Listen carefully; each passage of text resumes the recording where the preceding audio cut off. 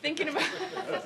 I stayed in touch with Kitty through some years that maybe some of you guys weren't directly in touch with her, or you were only in touch with her once in a while.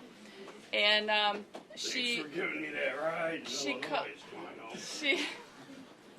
She would call once in a while and tell me where she was living, and she was very proud at the point where she made that decision to get clean and sober, and she started going to a Buddhist temple in Missouri, and that was, as Mike and I have talked about this, that was a really very, very happy time for her in the mid-90s.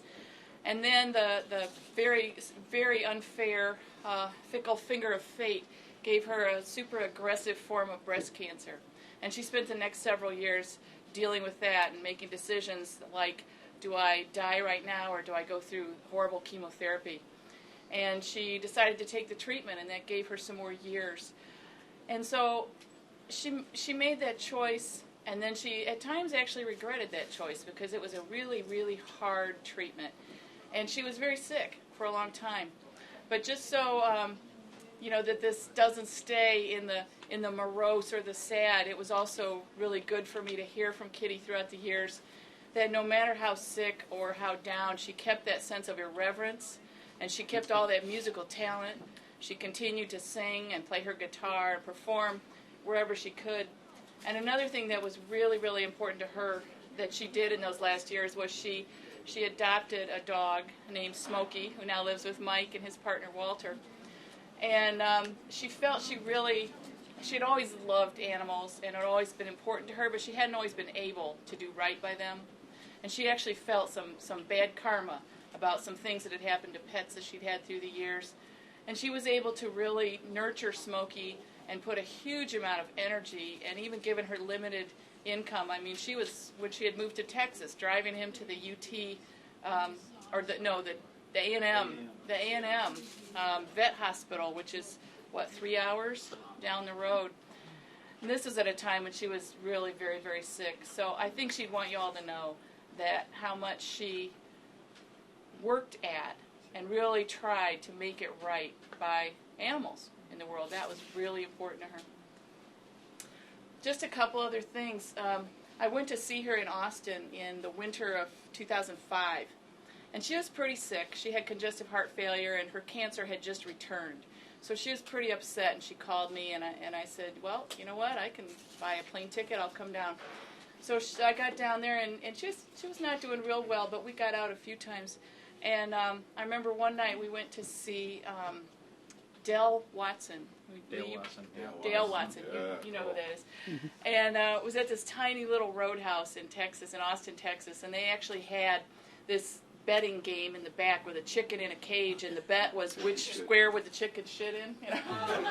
We went to Ginny's. Chicken shit. We went to Ginny's. We went to Ginny's. Yeah, we went to Ginny's and saw the chicken shit game. And then Drew, we also both fell in love with the same pedal steel player. Aww. So as sick as she was, we spent a little portion of the evening chasing around the pedal steel player. I'm sure we were quite a scary sight. Was that Ricky? Was he blonde? No, it was a guy from Seattle. Oh. A wannabe. Texas wannabe. A Texas wannabe. But at any rate, I just wanted to share with you a few of the things from the end of her life. The very last time that Kitty got pissed off at me was I told Tina this, was in August, I guess the end of August. I went down to visit her, and she had moved over to New Mexico to be near Michael and Walter, her most important family members and people who nurtured her through the end of her life.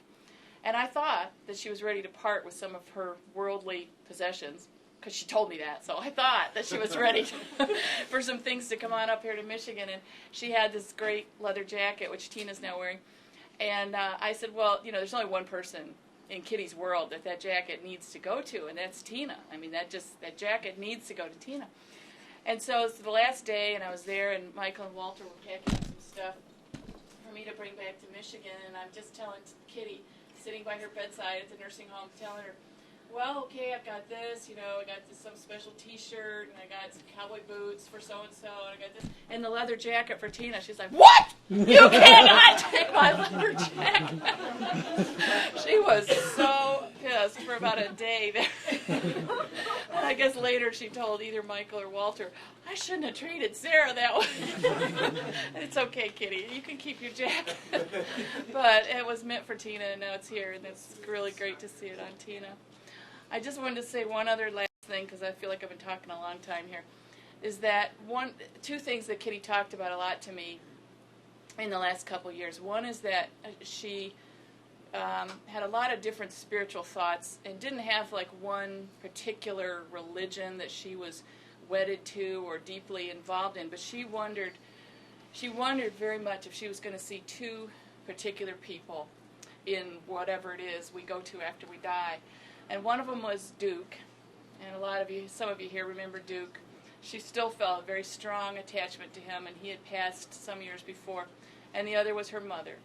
So I really hope that she's found them and that they're all having a good time, because I think the three of them would have a really good time.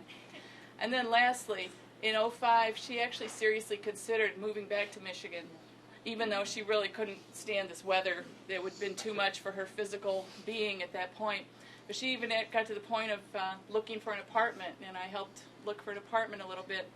But what she would say to me about Michigan, of course, it wasn't, oh, please let me move back there for that lovely climate. It was all of you, and she felt such a sense of community in Michigan that she never had anywhere else. And I just want you all to know how important you were to her. Thanks, Sarah. Yeah,